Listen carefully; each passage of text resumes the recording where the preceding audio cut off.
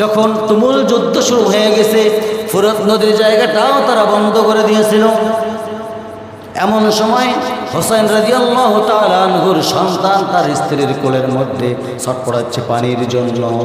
পানির জন্য যখন ছটফটাচ্ছে স্বামীকে বলতেছিল, আমার স্বামী গো, দেখো তোমার কোলের সন্তান ছোট্ট বাচ্চা পানির জন্য ছটফট করতেছে, একটু পানির ব্যবস্থা করেন। হোসেন রাদিয়াল্লাহু তাআলা আনহু এইভাবে হাতটা উঁচা করা বললেন, তোমার সাথে আমার বিরোধ থাকতে পারে, কিন্তু এই ছোট্ট বাচ্চার সাথে তোমার কোনো বিরোধ নাই। এক আসর পানি আমাকে নিতে দাও। পানি নিতে গেছেন ফোরাত নদীর কিনারায়। পানি নেওয়ার সঙ্গে হাতের মধ্যে পানি নিয়েছেন। এক পর্যায়ে সন্তানকে খাওয়াবেন, সন্তান কিন্তু কোলের মধ্যেই ছিল, কোলের মধ্যেই সন্তানটা ছিল। পানি এক চুল পানি হাতের মধ্যে নিয়ে সন্তানের মুখের মধ্যে দেবেন। এমন সময়টা তীর চলে এসে সন্তানের বুক বরাবর লেগে পিছন দিয়ে বের হয়ে গেছে। আল্লাহু আকবার। পিছন দিয়ে বের হয়ে গেল, সন্তানকে পানি খাওয়ানো হলো না। ওই সন্তানকে কোলের মধ্যে করে নিয়ে এসে স্ত্রীকে বলতেছে, ও আমার স্ত্রী গো নাও, ও আমার স্ত্রী নিয়ে নাও, তোমার সন্তানকে আমি এমন পানি পান করাইছি আর জীবনের মধ্যে পানি আর চাবে না। আল্লাহ রাব্বুল আলামিন কোরআনে কারীমের মধ্যে বলেন, ফাযকুরুনি আযকুরুকুম ওয়াশকুরুলি ওয়ালা তাকফুরুন ইয়া আইয়ুহাল্লাযীনা আমানুস্তাঈনু বিস-সাবরি ওয়াস-সালাহ ইন্নাল্লাহা মা'আস-সাবিরিন। জোরে বলুন আল্লাহু আকবার। আল্লাহ রাব্বুল আলামিন বলেন, ও বান্দারা, ফাযকুরুনি আযকুরুকুম ওয়াশকুরুনি ওয়ালা তাকফুরুন। বান্দারে, পৃথিবীর আদালতগুলো যখন বন্ধ হয়ে যায়, পৃথিবীর মধ্যেই যতগুলো অফিস আদালত আছে, সমস্ত আদালত যখন বন্ধ হয়ে যায়, একদম সপ্তম আসমান থেকে শুরু করে নিয়ে প্রথম আসমানের মধ্যে আমি আল্লাহ রাব্বুল আলামিন তোর কাছে চলে আসি। কোন বান্দা না জানি শেষ রাতের মধ্যে উঠে যখন সমস্ত অফিস আদালত বন্ধ হয়ে যায়, ওই সময়ের মধ্যে আমি আল্লাহ রাব্বুল আলামিন নিজেই বান্দাকে ধরা দেওয়ার জন্য আমি প্রথম আসমানের মধ্যে চলে আসি। বলি সুবহানাল্লাহ। প্রিয় ভাইরা আমার আল্লাহ রাব্বুল আলামিন এত দয়াশীল। কোনো বান্দা যদি শেষ রাত্রির দিকে যদি কোনো বান্দা সিজদায় অবনত হয়ে যদি আল্লাহর কাছে কোনো কিছু চেয়ে নেয়, আল্লাহ রাব্বুল আলামিন বলেন, ওই বান্দার চাওয়াটাকে আমি ফেরত দিতে ঘৃণা বোধ করি। আল্লাহ রাব্বুল আলামিন এই জন্য বান্দাকে এত পরিমাণ ভালোবাসেন। আল্লাহ রাব্বুল আলামিন প্রত্যেকটা জায়গার মধ্যে সিলেকশন করে দিয়েছেন, ও আমার বান্দারা, উসজুদ ওয়াকতারিব, তোমরা সিজদায় লুটিয়ে পড়ো শেষ রাতের মধ্যেই।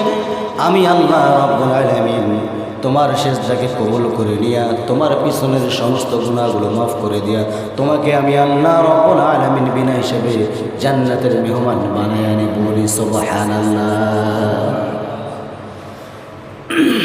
আমার বন্ধুগণ, আল্লাহ রাব্বুল আলামিন বলেন এই আয়াতের মধ্যে তাফসীরে আসছে, কোন বান্দা যদি এক পা এগিয়ে আসে, আল্লাহ রাব্বুল আলামিন 10 পা দৌড়ে দৌড়ে আসেন।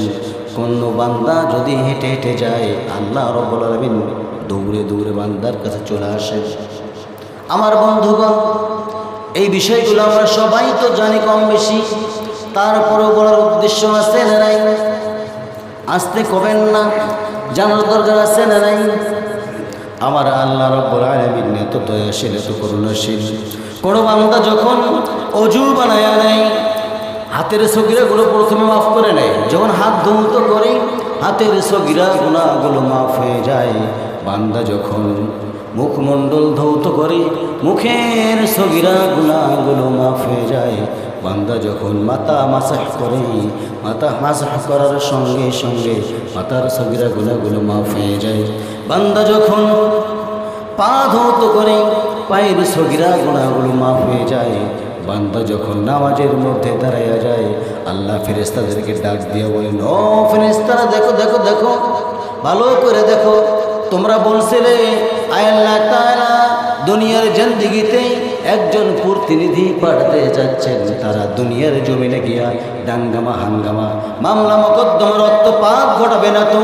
আমি আল্লাহ রাব্বুল আলামিন তোমাদেরকে বলেছিলাম, আমি যা জানি তোমরা তা জানো না। তোমরা জানো যেটা তোমার চাইতে উত্তম জানলে হলো আমি আল্লাহ রাব্বুল আলামিন। বলেন সুবহানাল্লাহ। আমার ভাইরা, এই কথাটা বলছেন আদম আলাইহিস সালামকে। আল্লাহ রাব্বুল আলামিন যখন আদম আলাইহিস সালামকে দুনিয়াতে প্রেরণ করেন, তখন আল্লাহ রাব্বুল আলামিন বলছিলেন, ওয়াইদ ক্বালা রাব্বুকা লিল মালাইকাতি ইন্নী জাইলুন ফিল আরদি খলিফা। জোরে বলুন আল্লাহু আকবার। আল্লাহ রাব্বুল আলামিন ফেরেশতাদেরকে বললেন, ও ফেরেশতারা, আমি দুনিয়ার জিন্দেগিতে একজন প্রতিনিধি পাঠাতে যাচ্ছি, তোমরা কি বলো? ফেরেশতারা বললেন, আয় আল্লাহ তাআলা দুনিয়ার জিন্দেগিতে আপনি একজন প্রতিনিধি পাঠাবেন, ভালো কথা, কিন্তু তারা দুনিয়ার জমিনে গিয়ে দাঙ্গামা হাঙ্গামা রক্তপাত ঘটাবে না তো? আল্লাহ রাব্বুল আলামিন বললেন, রক্তপাত ঘটাক বা দাঙ্গামা হাঙ্গামা সৃষ্টি করুক কোনো সমস্যা নেই, আমি যা জানি তোমরা তা জানো না। আমার বন্ধুগণ, ঠিক তাই কিন্তু হয়েছে। আল্লাহ তো ভালো করেই জানেন দাঙ্গা হাঙ্গামা সব কিছু রক্তপাত ঘটাবে না। যে জন্যই মানবতার মহান শিক্ষক রাসূল করিম সাল্লাল্লাহু আলাইহি ওয়াসাল্লামকে দুনিয়াতে প্রেরণ করে শিক্ষা দিয়ে গেলেন, দুনিয়ার জমির টিকে থাকতে গেলে যুদ্ধ করা লাগে। সেই বলে মুহররম মাসের মধ্যে মুসলমানে গণ্ডগোল করা যাবে না। যদি আপনাকে কোনো কাফের মুশরিক ধরে ফেলে, তার প্রতিহত করা লাগবে কি লাগবে না? বলেন তো দেখি ভাই। লাগবে। আমার ভাইয়েরা, বলছিলাম হযরত হুসাইন রাদিয়াল্লাহু তাআলা আনহুর কথা মনে আছে? হুসাইন রাদিয়াল্লাহু তাআলা আনহু, তাকে এক পর্যায়ে দাওয়াত করা হলো কুফা নগরীর মধ্যে। মক্কা থেকে কুফা নগরীর মধ্যে দাওয়াত করা হলো। কুফা নগরীর মধ্যে যখন দাওয়াত করা হলো, সমস্ত মানুষগুলো, মক্কার মানুষগুলো বলছিল, ও হুসাইন তুমি যেও না, তোমার বাপের যে অবস্থা করছিল একই অবস্থা করে ছাড়বে, কারণ তোমার বাপ ওই কুফা নগরীর মধ্যে তিনি দুনিয়া থেকে বিদায় হয়ে গেছে। অতএব তোমাদের দায়িত্ব হলো কেবলমাত্র শুধুমাত্র আমাদের কথাটা শোনো। হযরত হুসাইন রাদিয়াল্লাহু তাআলা আনহু তিনি করলেন কি? কারো কথা শুনলেন না।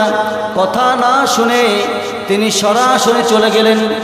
বললেন, আমি বেঁচে থাকতে, এক পর্যায়ে তিনি বললেন, আমি বেঁচে থাকতে এজিদ তিনি তার রাষ্ট্র নিজের ইচ্ছায় চালাবে, এটা হতে পারে না, আমাকে যেতেই হবে। তিনি যখন পৌঁছানোর পরে তিনি করলেন কি? রাতের বেলা ঘুমাইছেন। স্বপ্নের মধ্যে বিশ্বনবী রাসূল করিম সাল্লাল্লাহু আলাইহি ওয়াসাল্লাম হযরত হোসেন রাদিয়াল্লাহু আনহুর কাছে এসে বলতেছেন, ওরে আমার নানা জান, তুমি তো আমার কাছে চলে আসতেছো, আর দেরি করো না। সুবহানাল্লাহ, সুবহানাল্লাহ কবেন না, জোরে করুন। প্রিয় ভাইরা আমার, হোসেন রাদিয়াল্লাহু তাআলা আনহু সকালবেলা সবাইকে বলতেছেন, তাদের আহালকে বলতেছেন যে পরিবারগুলো গেছিল, ৭২ জন লোক গেছিল, মানে শর্টে বলতেছি মহিলা পুরুষ সহ ৭২ জন মানুষ ওখানে গিয়েছিলেন। হযরত হোসেন রাদিয়াল্লাহু তাআলা আনহু তিনি তার হালকে বলতেছেন, মানে পরিবারের যে সদস্যগুলো গেছিল তাদেরকে বললেন, আমি যুদ্ধের জন্য প্রস্তুতি হয়ে গেলাম, আজকে রাত্রের মধ্যে আমি স্বপ্নে আমার নানা আমার কাছে চলে আসছিল। প্রিয় ভাইরা আমার, সেই সময়ের মধ্যে তিনি বললেন, তোমরা সবাই চলে যাও বাড়ির দিকে, এজিদের সঙ্গে আমাকে মোকাবেলা করে না গিয়ে আমি চলে যাব না বাড়িতে। তখন এই মানুষগুলো বলে ফেললেন, কোথায় 10,000, কোথায় ৭২ জন, উভয় ৭২ জন, ওরা কতগুলো? 10,000 সৈন্য। খালি ধাক্কা মারলেই তো সব মাটির সঙ্গে মিশে যাওয়ার কথা, ঠিক কিনা? প্রিয় ভাইরা আমার, হযরত হোসাইন বললেন, ও ও আমার বাড়ির লোকেরা, আমার হালের লোকেরা, আমার পরিবারের লোকেরা, এখন তো পরিবারই হয়ে গেল, তোমরা সবাই বাড়িতে চলে যাও, আমার সঙ্গে থাকার দরকার নেই, এমনি এমনি জীবনটা কেমনে দিবে। সবাই বলে ফেলে, এক বাক্যে বলে ফেললেন, আপনাকে রেখে আমরা যেতে পারবো না, যদি আপনাকে আমরা সবাই রেখে চলে যাই বিশ্ব নবী রাসূল সাল্লাল্লাহু আলাইহি ওয়াসাল্লামের কাছে আমরা কি জবাব দেব? জবাব দিতে পারবো না। আমার বন্ধুগণ, এক পর্যায়ে প্রচুর পরিমাণ যুদ্ধ শুরু হয়ে গেল, এত পরিমাণ যুদ্ধ শুরু হয়ে গেল, এক পর্যায়ে ৭০ জন, দেখেন ৭২ জন মানুষ যুদ্ধ শুরু করে দিলেন। তার মধ্যে হযরত হোসেন রাদিয়াল্লাহু তাআলা একজন। এক পর্যায়ে তিনি ধরাশয়ী হয়ে পড়েন নাই, সবাই যুদ্ধের মধ্যে শাহাদত বরণ করলেন। শাহাদত বরণ করার পরে হযরত হোসেন রাদিয়াল্লাহু তাআলার একটা মানুষ কতক্ষণ যুদ্ধ চালায়, অনেক কথা ছিল, বলার সুযোগ নাই, ঘড়ির কথা ঘোরা শেষ। আমার বন্ধুগণ, হযরত হোসেন রাদিয়াল্লাহু তাআলা আনহু তাকে এক পর্যায়ে কোনো বর্ণনায় পাওয়া যায় ৩৮টা বর্ষার দাগ ফুটে উঠেছে, এমনভাবে মারছে, মারা পর্যায়ে তার ধরটা পর্যন্ত আলাদা করে দিয়েছে। ধরটা যখন আলাদা হয়ে গেছে, দেহটা একখানে, ধর আর একখানে পড়ে আছে। এমন সময় এজিদের বাহিনী করলেন কি, মস্তকটা নিয়া হযরত হোসেন রাদিয়াল্লাহু তাআলা আনহুর মস্তক নিয়ে এজিদের সামনে গিয়ে দিয়েছেন। যখন এজিদের সামনে মস্তকটা দিয়েছেন, এজিদ করলেন কি, রড ঢুকিয়ে দিয়েছেন, নাকের মধ্যে রড ঢুকিয়ে দিয়েছেন, মুখের মধ্যে রড ঢুকিয়ে দিয়েছেন। গোটা কুফা নগরীর মধ্যে নিয়ে বেড়াচ্ছেন আর বলতেছেন, ও কুফা নগরী, দেখো আমি এজিদ এমন এমন কাজ করেছি, দেখো। প্রভাবশালী মনে করতেছিল, আমি এজিদ এমন কাজ করতেছি, আমার সাথে আচরণ খারাপ করলে আমি এজিদ বিশ্বনবী মুহাম্মদ সাল্লাল্লাহু আলাইহি ওয়াসাল্লামের না থেকেও পর্যন্ত ছাড় দিতে পারি নাই, নাউযুবিল্লাহ। এমন সময় বলবৃদ্ধ বয়স্ক একজন মানুষ, তার নাম হলেন হযরতে আনাস বিন মালিক রাদিয়াল্লাহু তাআলা আনহু। তার বয়স ছিল ১১১ বছর হায়াত। তিনি বেঁচে ছিলেন সেই সময়ের মধ্যেই। তিনি দাঁড়িয়ে বললেন, আমি একটা কথা বলি, শোনো, ভালো করে শোনো। ওরে এজিদ, ওই এজিদের দলের লোকেরা, ভালো করে শোনো, সবাই শোনো তোমরা। আমি আমার চোখ দিয়া স্বচক্ষে দেখেছি, এই হোসাইনের যে তোমরা অবস্থা করতেছো, মস্তকটা এমনিতে কেটে ফেলেছো, বেশ, কোনো সমস্যা নাই, কোনো সমস্যা নাই, কিন্তু তোমরা যে অপমান করতেছো, এই অপমানের বদলাটা তো এখন নেওয়ার মতো লোক আর নাই এই জায়গার মধ্যে। বিশ্বনবী মুহাম্মদ সাল্লাল্লাহু আলাইহি ওয়াসাল্লামের বংশটাই তোমরা শেষ পর্যন্ত নির্বংশ করে দিলে। আমি নিজের চোখে দেখেছি, যে জায়গার মধ্যে তোমরা ক্ষতগুলো করতেছো, সেই জায়গার মধ্যে এমন কোনো জায়গা বাদ নাই। বিশ্বনবী মুহাম্মদ সাল্লাল্লাহু আলাইহি ওয়াসাল্লাম তার ঠোঁটগুলো যেমন কোন জায়গার মধ্যে লাগা বাদ ছিল না। প্রিয় ভাইয়েরা আমার, তার পূর্বে একটা ঘটনা ঘটছিল, বলেই শেষ করে দিচ্ছি আমি। তার পূর্বে একটা ঘটনা ঘটছিল, যখন তুমুল যুদ্ধ শুরু হয়ে গেছে, ফুরত নদীর জায়গাটাও তারা বন্ধ করে দিয়েছিল। এমন সময় হোসেন রাদিয়াল্লাহু তাআলা আনহুর সন্তান তার স্ত্রীর কোলের মধ্যে ছটফটাচ্ছে পানির জন্য। পানির জন্য যখন ছটফটাচ্ছে, স্বামীকে বলতেছেন, ও আমার স্বামী গো, দেখো তোমার কোলের সন্তান ছোট্ট বাচ্চা পানির জন্য ছটফট করতেছে, একটু পানির ব্যবস্থা করেন। হোসেন রাদিয়াল্লাহু তাআলা আনহু এইভাবে হাতটা উঁচু করে বললেন, তোমার সাথে আমার বিরোধ থাকতে পারে, কিন্তু এই ছোট্ট বাচ্চার সাথে তোমার কোনো বিরোধ নাই। এক আসর পানি আমাকে নিতে দাও। পানির নিতে গেছেন ফোরাত নদীর কিনারায়। পানি নেওয়ার সঙ্গে হাতের মধ্যে পানি নিয়েছেন। এক পর্যায়ে সন্তানকে খাওয়াবেন, সন্তান কিন্তু কোলের মধ্যেই ছিল, কোলের মধ্যেই সন্তানটা ছিল। পানি এক চুল পানি হাতের মধ্যে নিয়ে সন্তানের মুখের মধ্যে দেবেন। এমন সময়টা তীর চলে এসে সন্তানের বুক বরাবর লেগে পিছন দিয়ে বের হয়ে গেছে। আল্লাহু আকবার! পিছন দিয়ে বের হয়ে গেল, সন্তানকে পানি খাওয়ানো হলো না। ওই সন্তানকে কোলের মধ্যে করে নিয়ে এসে স্ত্রীকে বলতেছে, ও আমার স্ত্রীকে নাও, ও আমার স্ত্রী নিয়ে নাও, তোমার সন্তানকে আমি এমন পানি পান করাইছি, আর জীবনের মধ্যে পানি আর চাবে না। আমার ভাইয়েরা, এই মর্মান্তিক ঘটনাগুলো বলতে গেলে অনেক সময়ের প্রয়োজন, সময় তো কুলায় না আমাদের। প্রিয় ভাইয়েরা আমার, আমরা সর্বক্ষণ চেষ্টা করব হযরত হোসেন রাদিয়াল্লাহু তাআলা আনহুর, আমরা উত্তরসূরি নাকি বলেন? উত্তরসূরি না? আমরা উত্তরসূরি না? কারণ এই এজিদ নামের কলঙ্ক যারা, এই ধরনের লোক যারা আছে, তাদেরকে ঘৃণা করতেই হবে কিয়ামত পর্যন্ত। যিনি ঘৃণা করবেন না, বুঝতে হবে এজিদের হয়তোবা বংশধর হতে পারে। কারণ এই মাসটা খুব শোকাহত মাস। এই মাসের মধ্যেই রাসূল সাল্লাল্লাহু আলাইহি ওয়াসাল্লাম অনেক কিছুই করেছেন, যা সময় থাকলে আমি বলতাম। এবং এই মাসেই রাসূল সাল্লাল্লাহু আলাইহি ওয়াসাল্লামের বংশকেই নির্বংশ করেছেন কে বলেন? এজিদ ধ্বংস করেছে। অনেকেই বলে এজিদ রহমতুল্লাহি আলাইহি, নাউজুবিল্লাহ। বলা যাবে এজিদ এবার রহমতুল্লাহি আলাইহি হয়? ও তো শয়তান, ঠিক কিনা? ও শয়তান না? এজিদ শয়তান না? নিজের চেয়ার টিকিয়ে রাখার জন্য, নিজের গদি টিকিয়ে রাখার জন্য কি না করতে পারে। একজন মানুষ হয়ে মানুষকে হত্যা করা। ও কিন্তু মুসলমান ছিল ভাই। ও কি ছিলেন? মুসলমান ছিলেন। ওর বাপ কিন্তু সাহাবী ছিলেন একজন। পীর ভাইরা আমার, তাহলে মুসলমান হওয়ানোর পরেও যদি বিশ্বনবী মুহাম্মদ সাল্লাল্লাহু আলাইহি ওয়াসাল্লামের না দেখে পর্যন্ত তিনি ছাড় দিতে পারেন নাই, এমন ধরনের লোক মনে হয় আমাদের দেশের মধ্যেই নেই। পীর ভাইরা আমার, কথা শেষ কথা বলেই আমি আলোচনা একদম ফিনিশ করে দিচ্ছি। সেটা হচ্ছে কোরআনের উপরে। কোরআনটা কি মানুষে বানাইছে বলেন? কোরআনের উপরে টর্চারিং করা শুরু হয়ে গেছে। কিছুদিন আগে পাবনায় কোরআন কতগুলো জ্বালিয়ে পুড়ে ভস্ম করে দিয়েছে জানেন? শুনেছেন?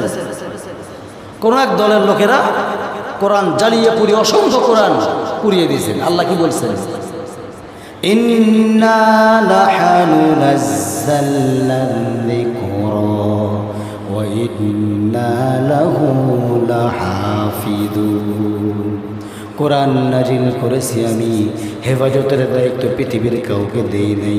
নাজিল করেছি আমি, হেফাজত করব আমি আল্লাহ রাব্বুল আলামিন। পীর ভাইরা আমার, তাহলে কেমনে কোরআন হেফাজত করবেন আল্লাহ তাআলা?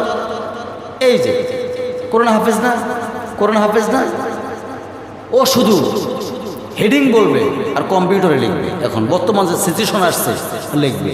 তাও যদি না হয়, একজন হাফেজ লেখা শুরু করবে, কোরআন ফুরাবে না। পৃথিবীর জমিনে কোরআন ফুরাইতে পারে না। কারণ যত পুড়িয়ে দাও, তোমরা জ্বালিয়ে দাও, ভস্ম করে দাও, একজন হাফেজ যদি টিকে থাকে দুনিয়ার জমিনে, কোরআন আবার স্টার্ট হয়ে যাবে। একটা কোরআন বন্ধ করা সম্ভব নয়। কোরআন তো একটা, কিন্তু পুস্তক কতগুলো তৈরি হয়েছে দেখছেন আপনারা? অসংখ্য। তাই বলতে যাচ্ছি আমি, এমন কোনো জায়গায় হাত দেওয়া যাবে না, এমন কোনো মানুষের সাথে চলাফেরা করা যাবে না যে মানুষকে আল্লাহর নাজিলকৃত কোরআন আগুনের মধ্যে পুড়িয়ে দেওয়ার সাহস কুলাইতে পারে। চিন্তা করে দেখেন একবার, কিভাবে সাহস কেমনে হয় কোরআন পুড়িয়ে দেওয়ার সাহস? আল্লাহু আকবার। আল্লাহ মাফ করুক, তাদেরকে হেদায়েত দেখ। সর্বশেষ কথা হচ্ছে, আপনাকে আমাকে দিন কায়েমের আন্দোলন চালিয়ে যেতেই হবে যতক্ষণ পর্যন্ত জীবন আছে। পারবেন না ইনশাল্লাহ?